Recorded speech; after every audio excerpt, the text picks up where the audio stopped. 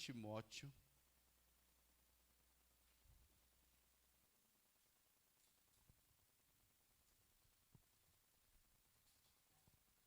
no capítulo 2.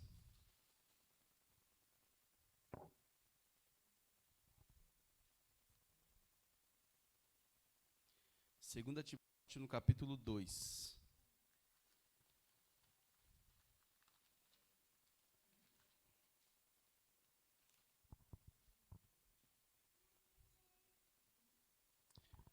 Bom, tema dessa manhã, todos já sabem, acredito.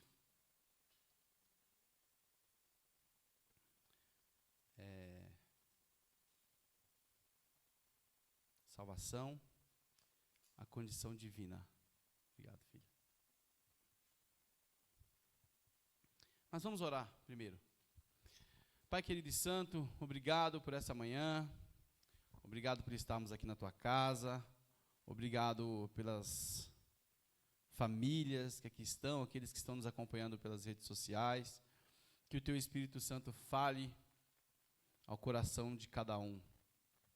Que os nossos ouvidos sejam de fato um instrumento favorável à nossa alma.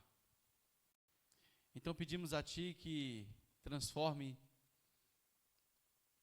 os nossos desejos naquilo que Te glorifica, ou incline os nossos desejos para aquilo que Te glorifique. Muito obrigado, Senhor. Mais uma vez pedimos também perdão pelos nossos pecados, pelas nossas falhas. E clamamos ao Senhor para que enche os nossos corações de alegria, de júbilo, porque o Senhor tem nos dado graça. Nós te agradecemos em nome de Jesus. Amém. Amém? Bom, 2 Timóteo capítulo 2, a partir do versículo 11, do 11 ao 16, diz assim: Palavra fiel é esta, que se morrermos com ele, também com ele viveremos. Se sofrermos, também com ele reinaremos. Se o negarmos, também ele nos negará. Se formos infiéis, ele permanece fiel. Não pode negar-se a si mesmo. Traze essas coisas à memória, ordenando-lhes diante do Senhor que não tenha contendas de palavras, que para nada aproveitam, a não ser para a perversão dos ouvintes. Procura apresentar-te a Deus aprovado, como obreiro que não tem de que se envergonhar, que maneja bem a palavra da verdade, mas evita os falatórios profanos, porque produzirão maior impiedade. Até aqui. Queridos irmãos, o controle de si mesmo é uma das principais potências humanas que te assemelha ao divino. Quando você diz assim, olha, eu faço o que eu quero. Quantos já ouviram essa expressão? Eu faço o que me dá vontade. Eu vou para onde eu quero. A pessoa anuncia o quê? Com essa frase, ou com essa fala. A presença do sujeito, que é esse eu, né? Quando digo eu, e a presença de um objeto que se sujeita a esse eu, que é o meu corpo. Porque quando você vai a algum lugar, você é identificado pelo seu corpo, não é isso? Existe um corpo que carrega uma pessoa. Esse corpo é a nossa identidade visível. Esse corpo diz respeito à identidade que carrega a nossa natureza corpórea. Mas às vezes a gente usa a expressão assim, olha, aquela pessoa tem uma natureza muito ruim. Já ouviram expressões assim? Expressões desse tipo? Né? Aquela pessoa tem uma natureza tão boa. Nesse momento você não está se referindo ao corpo dela. Está se referindo a algo que aquela pessoa tem, que faz com que ela administre a sua vida e o seu corpo, inclusive. Então vejam bem, percebemos sem muita dificuldade que há a presença do sujeito, eu, e o objeto chamado corpo. E é interessante que nós existimos dessa forma, com o corpo, que é a nossa identidade, mas com o que chamamos de eu, e esse eu diz respeito ao ser, que responde por quem eu sou. Eu posso ir em uma academia, posso fazer atividades físicas, e são importantes para o meu corpo. Por serem importantes para o meu corpo, elas acabam me deixando em uma condição de espírito mais confortável também. Obviamente que uma coisa está ligada à outra. Quando sujeitamos ao nosso corpo aquilo que é correto, aquilo que é bom, aquilo que é belo, obviamente que a nossa alma se satisfaz. Mas quando o nosso corpo, não é? Ele não tem nenhum tipo de administrador, quando nós não conseguimos administrar o nosso corpo, a gente sofre por isso. O corpo tem suas consequências? É óbvio que sim. Mas nós, quando eu falo assim, eu estou sofrendo, é alguém que sofre por não conseguir controlar algo, por não conseguir administrar algo. Certo? Então vejam bem. Quando a Bíblia diz assim, olha, versículo 14, traze essas coisas à memória, ordenando-lhes diante do Senhor, ou seja, organizando, sabe? Ordenar significa ali, coloque as coisas no seu devido lugar,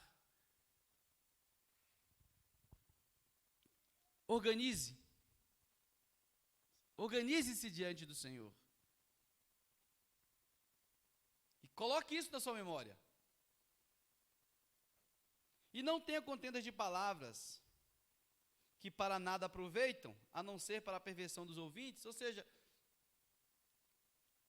as nossas palavras têm que ser palavras que tragam um nexo entre aquilo que eu falo, o que eu quero dizer, e aquilo que realmente eu estou entendendo. Todos nós temos dificuldades, às vezes, de expressar aquilo que a gente quer.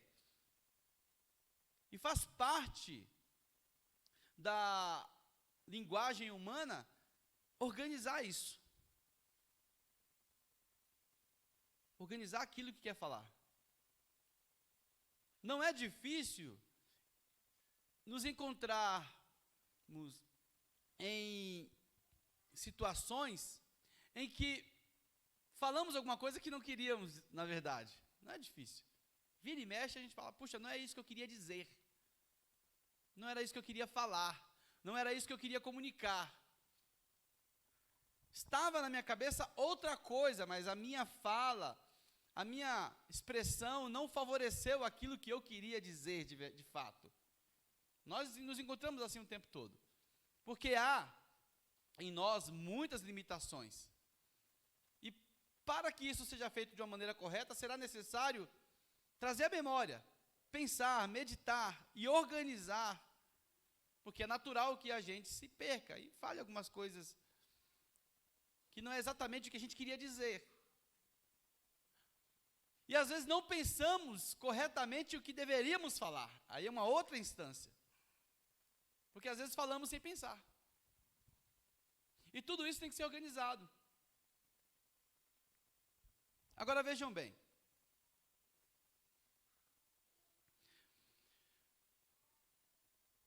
Essa nossa inclinação, essa nossa dedicação para a ordem, para sujeitar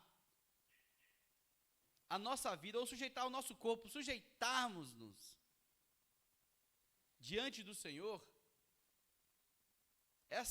esse treinamento para ter controle, o melhor controle sobre si mesmo, sobre a sua alma, sobre o que você pensa, sobre o que você fala, sobre os seus gostos, sobre os seus prazeres. Esse é um dos aspectos que nos assemelha a Deus. Porque você obtém algo que Deus tem por completo, que é o controle. Você não tem o controle total, mas Deus tem o controle de todas as coisas. E apesar de ter te colocado aqui, desde o início Ele te pôs na condição de alguém que ordena as coisas. Ordena e organiza o mundo. Adão recebeu essa missão. E inclusive organizar a si mesmo. Ordenar o que você faz com você. Porque Deus falou para Adão o que ele deveria fazer e como ele deveria se comportar perante o mundo, e Deus disse para Adão também o que ele deveria fazer em relação a ele mesmo, ao trato entre ele e Deus. O que ele podia fazer, o que ele não poderia fazer, e o que ele deveria fazer. Então vejam bem, Deus é o único ser totalmente livre, que não precisa ou não depende de ninguém. Obrigado. Para nada. Ele decide o que ele quiser. Ele faz como ele quer. E não há nenhuma consequência negativa daquilo que ele faz para ele. Ele é o único que pode agir, que age, que tem poder para isso. E não sofre consequências daquilo que faz, consequências ruins. Eu e você não somos assim. Nós sofremos as consequências daquilo que nós fazemos. Nós temos liberdade para decidirmos algumas coisas em nossas vidas? Em certo aspecto, sim.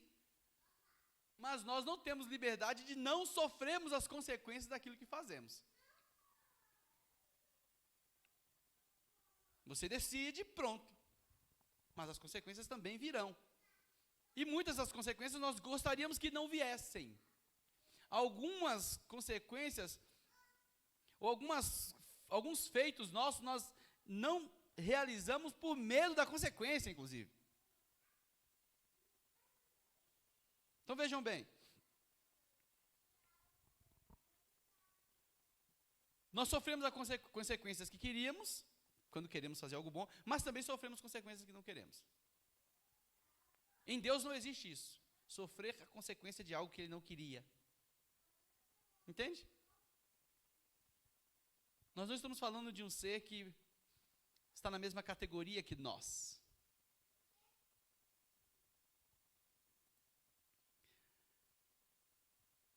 Tudo que é criado, de certa forma, é dual. Precisa de uma correspondência. O homem, a subsistência do homem, precisa da mulher, e a mulher também do homem. A continuação da espécie humana depende dessa dualidade, o homem e mulher. O presbítero Macar estava mexendo na eletricidade aqui, tem a questão do positivo e do negativo. Algumas coisas você não consegue fazer sem uma das fases. Tudo que nós fazemos, você vai construir uma casa, o cimento exige também outros componentes. A palavra concreto envolve uma série de elementos unidos para criar aquela liga, a ponto de tornar-se uma pedra. Tudo que existe precisa de um outro componente, de elementos variados. depende de alguma outra coisa. Tudo, absolutamente tudo. Com Deus é diferente, por isso que nós falamos único Deus. Porque ele não há nele dependência de qualquer outra coisa. Ele é pleno. Ele não precisa de nada.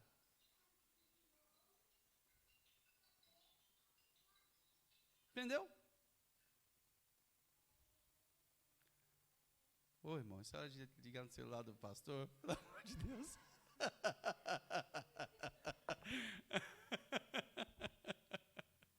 Então vejam bem, não há qualquer necessidade em Deus e para a existência dele. Há para nós. Nós precisamos nos alimentar, precisamos disso, precisamos daquilo. Em Deus não há isso. Ele é a total perfeição. Tudo que ele criou são como letras perfeitas, a qual nós, ao constatarmos, fazemos a leitura que indica a ele. O que ele fez é perfeito, porém, fazem parte do mundo da criação.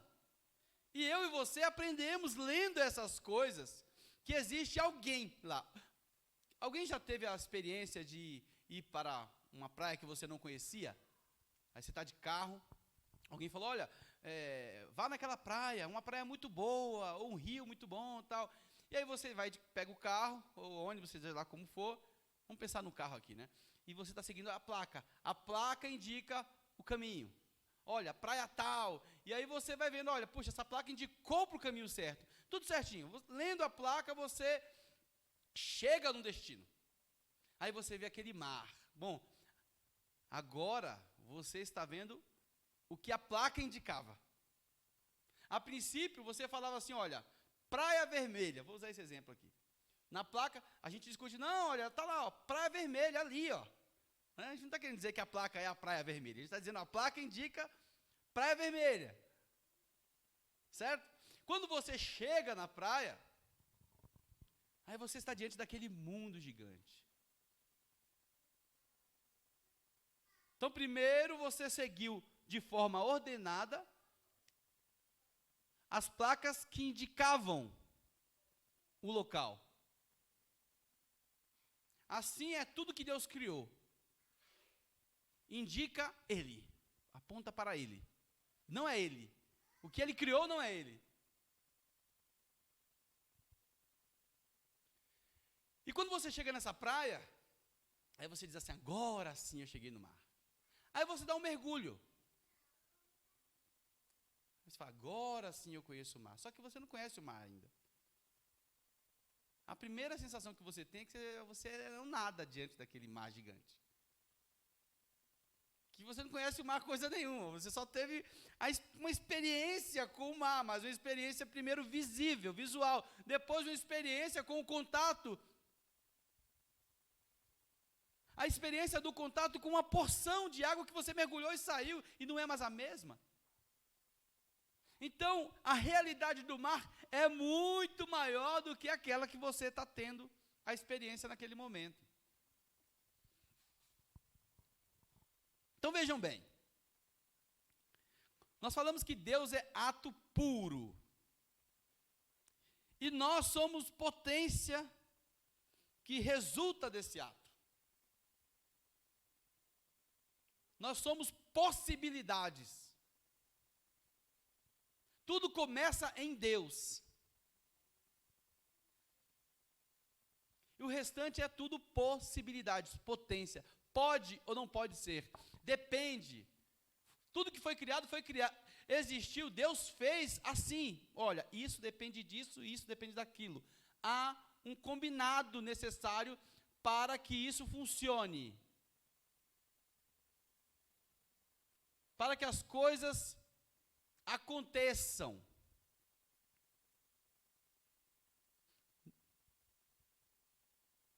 Em relação a Deus não funciona assim, porque Ele é. Tudo bem até aqui? Ele é. É o perfeito, é a perfeição. Quando a gente fala assim, nossa, olha como o movimento do sol, da terra, tudo é tão perfeito, não é? É perfeito? Sim, mas isso é uma expressão da perfeição. Porque o perfeito é aquele que o criou.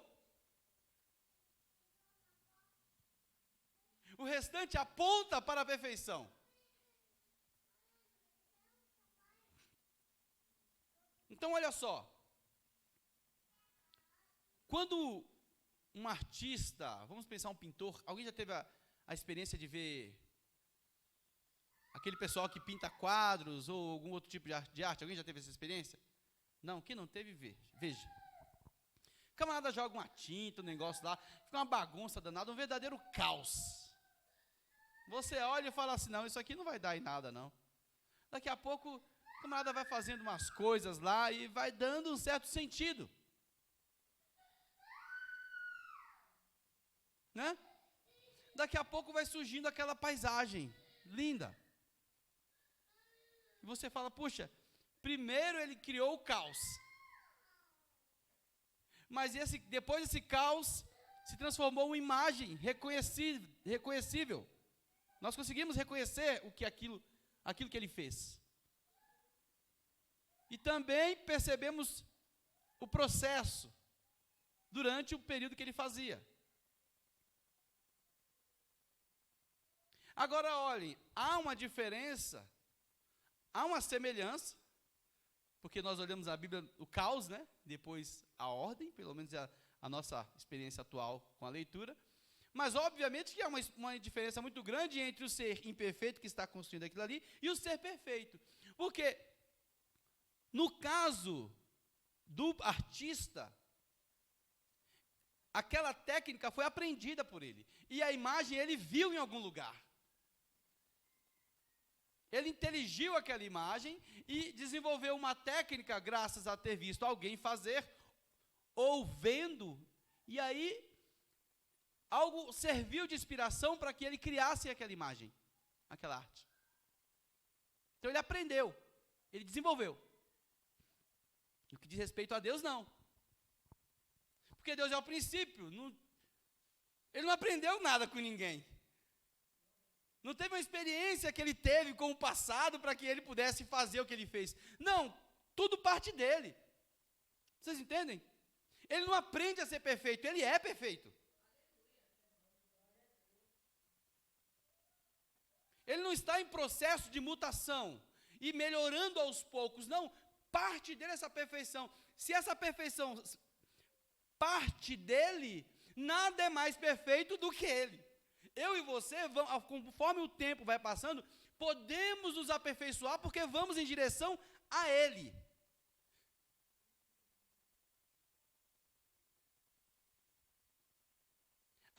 Nossa perfeição depende da direção que trilhamos.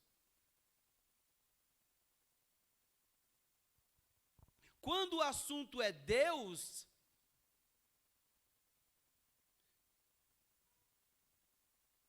é tudo muito diferente.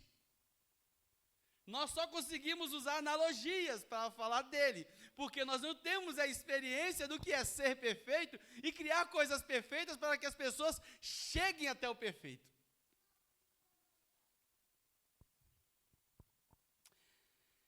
Então vejam bem.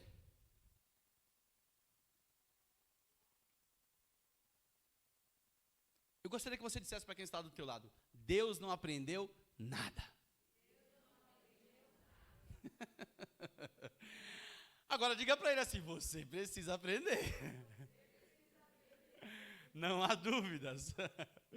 Quando nos reunimos na casa de Deus, é o ambiente de imperfeição, de pessoas imperfeitas sendo transformadas. Se olharmos uns para os outros, vamos ver imperfeições diversas. Como é que o pastor deixa o celular tocar na igreja, irmãos?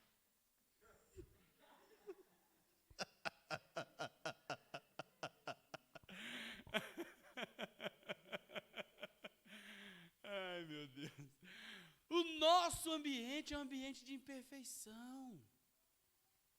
Nós saímos de nossas casas e a gente chega aqui meditando em um monte de coisa, no que fizemos, no que deveríamos fazer. Se olharmos uns para os outros e começarmos a escutar um ao outro, vamos perceber imperfeição no outro. E se olharmos para nós mesmos, percebemos imperfeições em nós mesmos. E parece que só o desânimo. Se a gente olhar mesmo um para o outro e ficar fazendo cálculos de imperfeição, a igreja é um lugar de desânimo.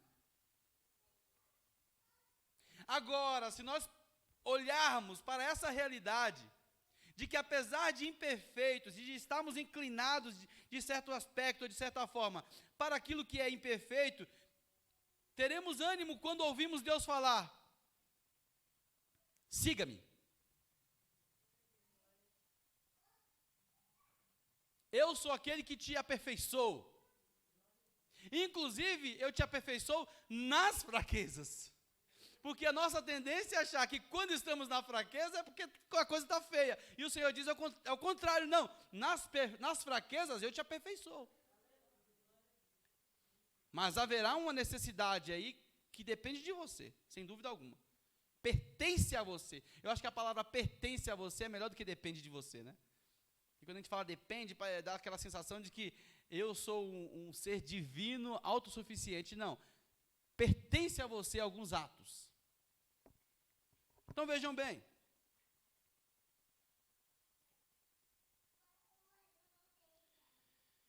É importante pensarmos que o Senhor diz assim, olha, versículo 11: palavra fiel é esta,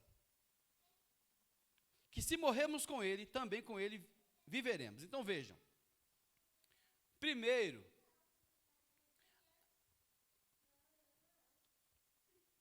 Ele nos mostra que entramos na eternidade.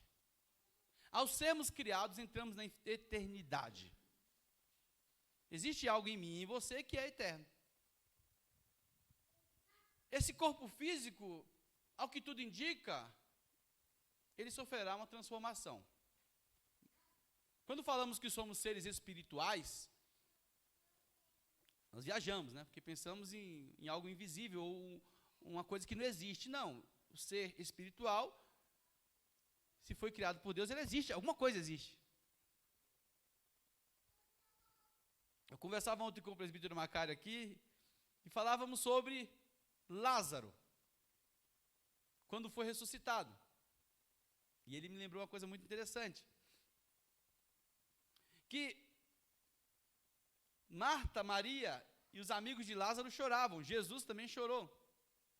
E ao ressuscitar Lázaro, ele vai chamar o nome do Lázaro. Ou seja, aquele homem que está ressuscitando não esqueceu quem ele era. Porque lá do outro lado onde ele estava, ele ouviu uma voz chamando Lázaro. Você está entendendo? Se você se esquecesse de quem você é, provavelmente você não ia ouvir chamar teu nome. Vivi. Ora, mas se você... Esse foi o nome. Esse foi o nome que Jesus usou. Lázaro, sai para fora. Lia, sai para fora. Então Lázaro tem total conhecimento de que aquela voz o chamou. Entende? Chamou o morto para que viesse para o mundo dos vivos. Assim como ele também pode chamar os vivos para o mundo dos mortos. Quando alguém parte, nós falamos que vai para a eternidade com o Senhor. Com Lázaro, parece que a experiência foi diferente, pelo menos temporariamente, porque assim Deus quis. Ele ordena: Lázaro, volte.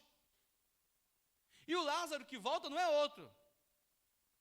Com crise de amnésia, dizendo assim: oi, oxe, por que esse pessoal está me abraçando? Oxe, Maria, quem é essa mulher me abraçando? O pessoal me chamando de Lázaro? Não, ele não acorda assim não.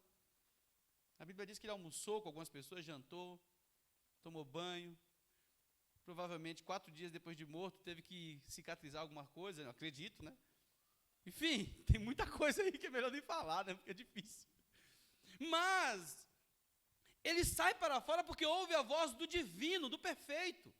Nós não sabemos o que é isso, o que é remissão de um corpo, transformação de um corpo, regeneração de um corpo. Porque fazemos parte desse mundo, mas Deus é todo-poderoso, Ele é a perfeição.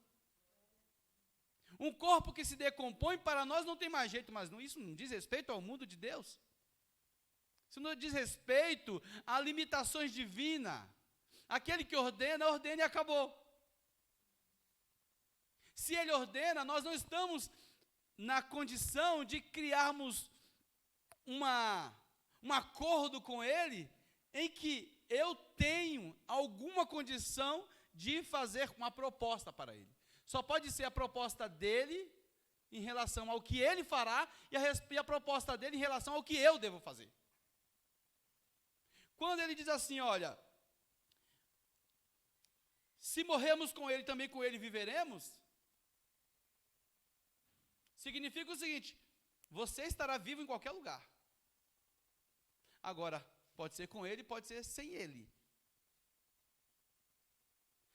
Em conformidade com sua vontade ou sofrendo por causa da divergência da sua vontade. Porque não existe qualquer lugar que Ele não esteja. Aí no próximo versículo diz assim, se sofremos também com Ele, reinaremos. Se o negarmos, também Ele nos negará. Então vejam bem, há uma condição aí. A gente ouve muitas pessoas falarem que o amor de Deus é incondicional. Tem até uma canção, Deus me ama e o seu amor é tão grande e incondicional. Essa canção ela é parcialmente verdadeira. Por que parcialmente verdadeira? Porque quando Cristo te resgatou, não havia nenhuma possibilidade em mim ou em você de fazermos algo para que Ele nos salvasse. Nos arrependemos graças aos seus feitos. Então, nesse momento, percebemos uma ação da graça de Deus, quando eu ainda o rejeitava. A partir do momento que eu encontro com Ele, agora tem um outro nível, que é o nível da consciência. Se você negar sabendo que eu sou, é um outro estágio. Tendo noção e clareza das coisas, a partir daí, se negarmos, Ele também te negará. Então não é assim, não importa se eu nego, não importa se eu faço, se eu não faço, não, eu posso decidir de qualquer jeito, não. Há uma condição aqui. Qual é a condição? A fidelidade. É necessário ser fiel aos seus princípios. É necessário ser fiel à sua palavra. É necessário organizar a vida a partir desses princípios. Subordinar o seu corpo, sua alma e todo o teu ser à vontade divina. E a vontade divina ela é pura, perfeita, agradável e é tudo que nós precisamos. Quando nos inclinamos àquilo que não é divino, estamos, na verdade, na ilusão dos nossos pares. Passamos a querer algo que nem queríamos antes, mas pelo fato das pessoas quererem, a gente vai sendo influenciado por tudo e perdemos a nossa identidade.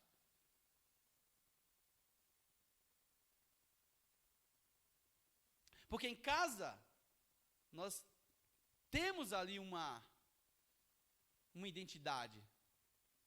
Existe um amor, um trabalho que foi feito em função da minha vida. Meu pai e minha mãe tiveram todo um trabalho em função da minha vida.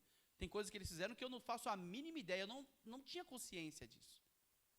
Eu não tenho ainda. Eles não ficam me falando tudo que eles fizeram por mim durante a minha infância. Eles não falam. Você não vai lembrar.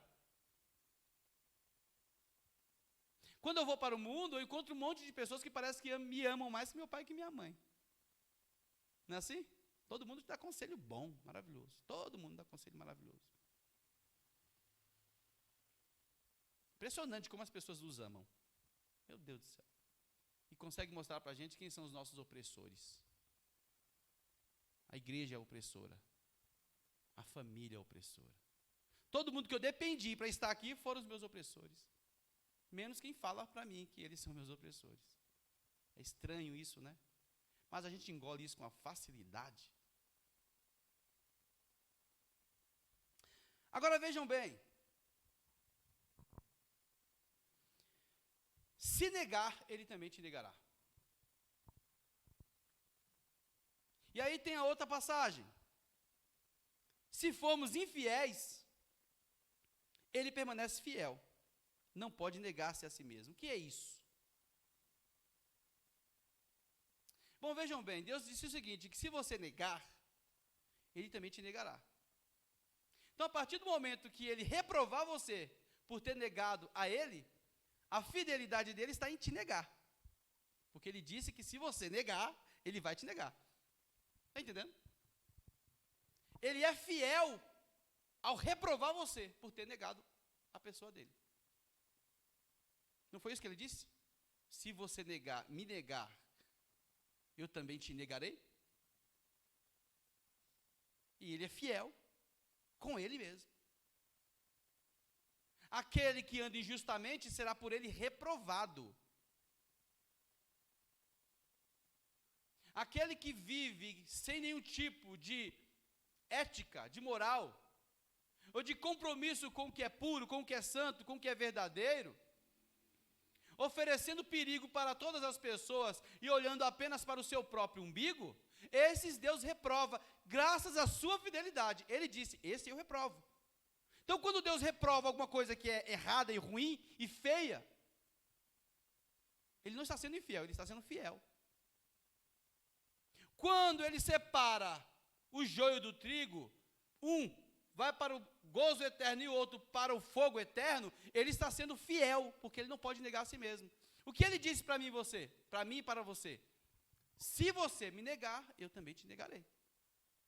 Eu reprovarei. Se você andar corretamente, eu te aceitarei. É inegociável. A fidelidade dele é percebida, inclusive, na hora que ele reprova algumas coisas que eu e você costumamos a passar por cima. E graças a essa nossa habilidade de passarmos por cima e de aceitarmos muitas coisas em nome da santidade, em nome da tolerância e em nome da sabedoria, que às vezes a gente usa até essa expressão, eu estou usando de sabedoria. Graças a tudo isso, vivemos em uma bola de neve caótica. Todos nós.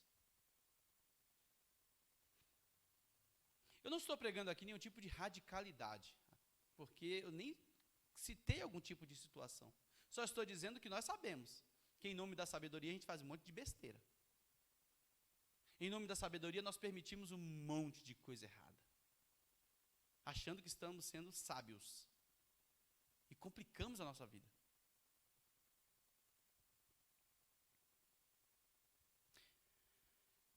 Foi assim desde o princípio. O ser perfeito, Deus, nunca negociou algo que ferisse os seus princípios revelados. Nunca. Uma coisa é falarmos que ele reprova, outra coisa é falarmos da misericórdia dele para com aquele que se arrepende, que abre o coração. Uma coisa é falarmos do resistente, que pensa, vou vencer Deus de qualquer jeito. Eu continuarei da mesma forma, porque eu faço o que eu quero. Esse é um. Esse está dentro de um quadro. Mas tem aquele também que erra, e que fala, eu me arrependo, Senhor. Me mostra o que eu devo fazer. Esse, para ele, a misericórdia. Aquele que volta, para aquele que enxerga. Para aquele que sabe, Deus é fiel. Ele não negocia a sua fidelidade. Quando dizemos que ele não pode negar a si mesmo, Não é no sentido de que ele tem algum tipo de transtorno, que nem temos. Uma hora a gente é de um jeito, outra hora é de outro. Não, não, não, não. A perfeição plena. Deus é a perfeição plena.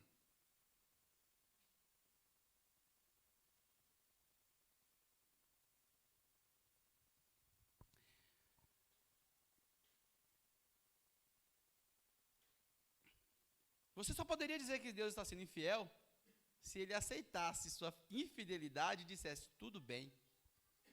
Eu disse para você que eu reprovaria o infiel e o errante, mas tudo bem. Entra, servo. Servo pecador e sujo, para o gozo eterno do teu Senhor. Mateus 25, né? Mas não é isso que ele diz. Ele diz o seguinte, olha, se você continuar firme na sua postura pecaminosa, servo mau. Aqui não tem lugar para você. Agora, se você se arrepender e se inclinar, ainda que mediante as suas imperfeições, a partir daí você aceita a submissão e passa a entrar no quadro daqueles que estão em busca da perfeição. É o caminho dos arrependidos. O que separa um santo, no sentido humano, dos ímpios, não é que um está em uma condição superior ao outro, não. A condição corpórea é exatamente a mesma. Mas aquilo que eu decidi subordinar a minha alma é o que muda. Porque quando eu me subordino àquilo que é santo, não significa que eu sofro menos com as coisas. Há uma luta, há uma barreira, há desafios, a fidelidade, a santidade exige de nós desconforto também. Exige peso, carga. Algumas vezes há uma batida. Em alguns momentos, uma alma triste que chora. E que fala, até quando, ó Senhor? Essa expressão que às vezes utilizamos diante de Deus, não é uma expressão de que quer dizer assim, Deus, por que o Senhor está sendo mal comigo? Nem sempre é assim. Às vezes falamos isso por não sabermos e gostaríamos que Deus nos mostrasse. Até quando, Senhor, eu vou passar por isso? E óbvio que Deus conhece os nossos corações. Então Ele não nos rejeita quando o questionamento não está colocando em dúvida o seu caráter, mas apenas evidenciando a nossa limitação diante do saber.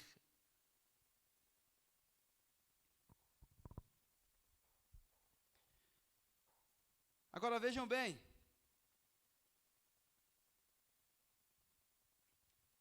essa firmeza e inegociável postura divina diante da sua palavra, que não volta atrás, é para os redimidos aquilo que os mantém seguros. Porque nós vivemos em um mundo em que você não sabe até que ponto o outro fará a parte dele. Nós não sabemos, nós fazemos acordos, mas a gente não sabe até que ponto o outro realmente seguirá com aquele acordo. Você casa, e quando você casa, é diferente de quando você entra numa empresa que você faz um acordo de valores, por exemplo. São níveis diferentes, né? Olha, eu vou fazer isso, é estabelecido lá e você vai me pagar X. Se cair um valor divergente, você chega lá no chefe e fala, olha, não caiu tudo. E se você não faz alguma coisa, o chefe fala, olha, você não fez o que estava combinado para ser feito. Esse é um tipo de acordo. E o acordo que envolve casamento é bem diferente, porque a gente não escreve lá. Olha, eu vou fazer isso, você vai fazer aquilo. Não, você está frito. Porque é uma rendição da alma.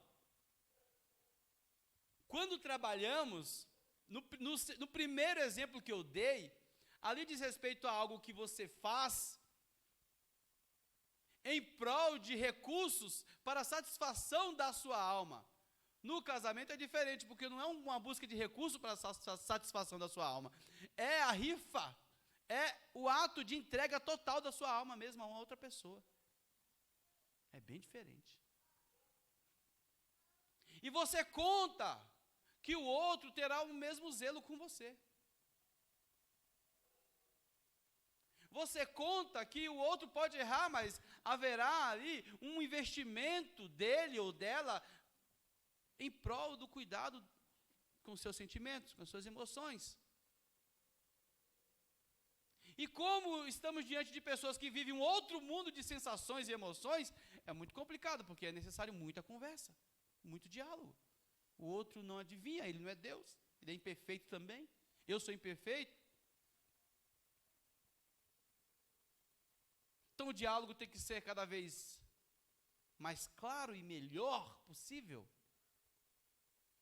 Quanto mais eu me escondo, pior é. Quanto mais eu tento esconder meus sentimentos para alguém que eu estou ligado a essa pessoa, pior é.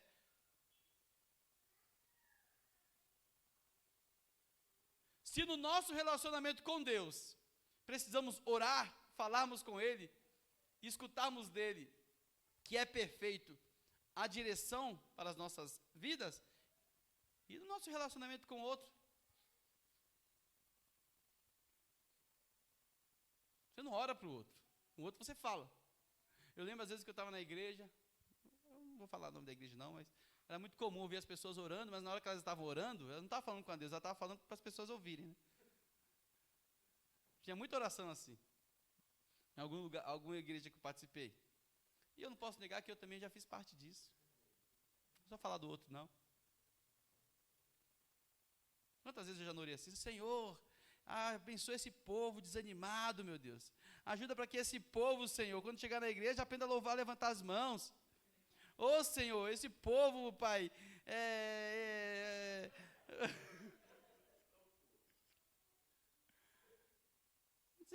que oração é essa? Quer orar? Ora a Deus, né? Quer falar com as pessoas? Fala com as pessoas. Não é isso? Não faz sentido. Quando você está orando, você está falando para as pessoas. E às vezes, quando quer falar com as pessoas, quer falar em nome de Deus. Já participei de discussões também. Eu lembro de uma vez que uma pessoa estava vendo um rapaz fazer uma coisa errada, na hora dela falar assim, o Senhor está dizendo, viu? E a pessoa quer corrigir a outra, começa aquele negócio, aquele movimento todo. Senhor, isso que você está fazendo é errado. E aí ficava aquele movimento dentro do ônibus. Em nome do pentecostalismo. Né? Em nome do... Baixou Deus ali. Baixou o Espírito Santo. Mais ou menos assim. Como se fosse assim. Já ficava uma coisa esquisita, porque você percebia nitidamente que a pessoa queria corrigir o outro. Mas como ela não quer ser reprovada, ela usa o nome de alguém.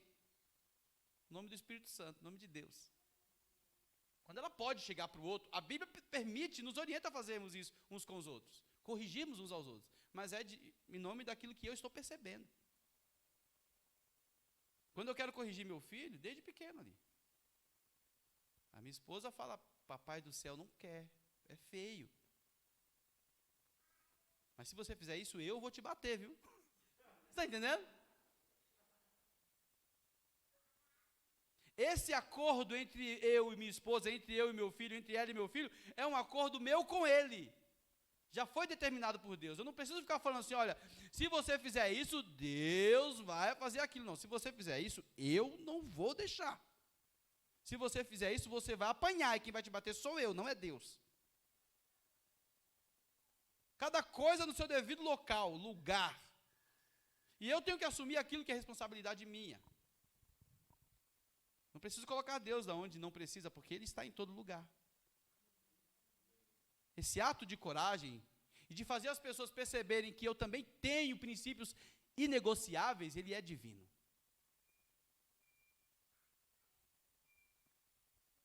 Esse é o papel da igreja. Eu falo igreja, estou me referindo a esse corpo místico que aceitou a Jesus. de saber aquilo que é inegociável. E mostrar para o outro, para que ele aprenda. Não é a partir de alguém que é Deus, como se eu fosse Deus, não. Eu tenho princípios que eu aprendi de Deus, e são esses princípios que eu te passo. Depois, você pode escolher o seu caminho, porque eu não posso fazer nada.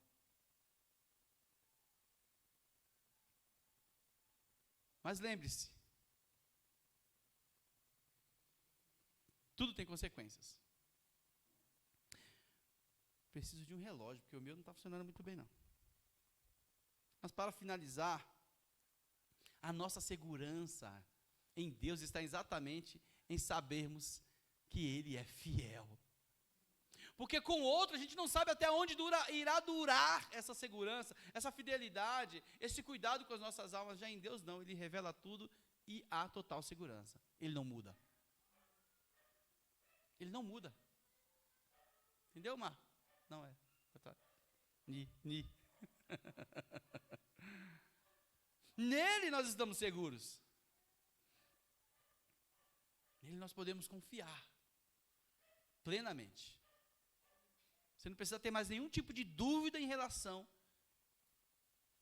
à salvação, quando você sabe o caminho. Quando a gente diz assim, olha, eu tenho certeza da minha salvação, essa certeza não é porque eu tenho um poder sobrenatural, porque ao olhar para mim mesmo e ver que sou merecedor, e estou na categoria dos superiores entre os homens, não é isso. Essa certeza diz respeito à segurança que eu tenho na fidelidade de Deus. Ele disse, olha, se você não me negar, eu também não te negarei. Então, enquanto eu não o nego, eu sei que Ele me recebe. Não pode negar a si mesmo. Ele não nega a si mesmo. Ele não nega porque Ele é assim. Ele não tem que prestar contas para alguém para ser assim. Porque geralmente a gente pensa nisso, né? Ah, não, fulano é assim porque tem que prestar contas. Deus é assim porque se Ele não fizer desse jeito, olha, Ele vai ficar com vergonha da gente. Não. Não aprende nada com a gente. Ele se revela a nós. Quem criou Deus? Ninguém. Às vezes as pessoas fazem essas perguntas, é normal que façam. Crianças fazem isso, porque fazemos parte do mundo da criação. Tudo que nós sabemos teve que existir um dia. Em relação a Deus não é assim. Há uma discussão antiga na filosofia, aonde estava Deus antes do mundo ter sido feito? O que fazia Deus, aliás, a pergunta? Eu sei lá. Ora, eu sei lá. Que pergunta complicada. Onde estava, o que fazia Deus antes de criar o mundo? Meu Pai eterno. Eu não consigo nem saber o que faziam os homens quando o mundo foi feito. Enfim, nem no mundo dos homens eu sei muita coisa. Ainda mais Deus, meu Deus do céu. Que eu sei que Ele é todo poderoso. Que eu sei que Ele é fiel. Eu sei que eu posso confiar e descansar na sua fidelidade. O que eu sei é que Ele ama o seu povo. O que eu sei é que Ele promete guardar o seu povo, livrar de todo mal, proteger mesmo em momentos difíceis. Eu sei que Ele tem um caminho, que é um caminho de descanso para as nossas almas. Caminho de segurança. Caminho de perfeição. Perfeição no nosso dia a dia, apesar das nossas falhas, Ele permanece fiel. É importante que você entenda que a condição da salvação é a fidelidade. Não adianta inventar coisa, não. Se formos fiéis, se formos infiéis, Ele permanece fiel. Inclusive no que disse que faria e na rejeição que teria para com os infiéis. Porque a gente pensa assim às vezes, não, se Deus falou que é fiel, ou seja, eu posso fazer o que eu quiser, eu posso ser infiel, mas Ele continuará sendo fiel. A gente pensa no relacionamento dos seres humanos, né? A gente pensa nisso. Olha, fulano não me quer, tá bom, mas eu continuarei sendo fiel a esse amor que eu tenho por você, mesmo você fazendo isso errado comigo, e a gente acredita que isso é ser fiel, né? O outro me bate, mas eu sou fiel a você e continuo falando, bate aqui também, né?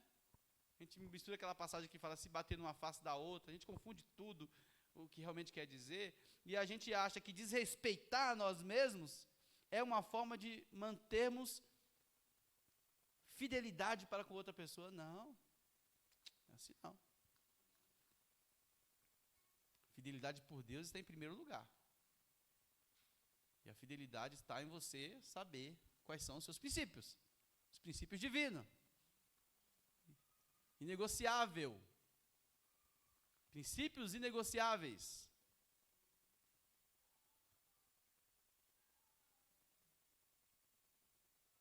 Não é manter a mesma...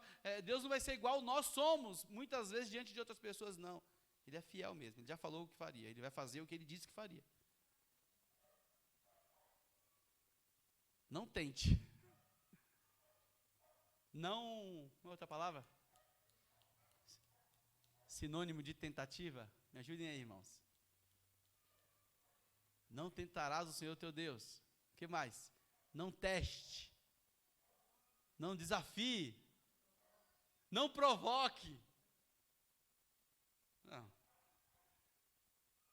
A gente pode fazer isso um com o outro, né? Olha, a gente fazia isso, não subestime. Isso aí. Vamos aumentar nossa gramática aí. A gente faz aquelas brincadeiras, né? Encosta aqui para você ver. Às vezes, na briga com os meninos lá da escola, era assim. Ficava um assim, não, encosta, não, chega perto para você ver, se eu não te bato. Aí o outro ia chegando, não, chega. Aí o outro ia chegando perto, chegando. Aí, não, chega mais para você ver então. Ia chegando. Não, chega mais. Não.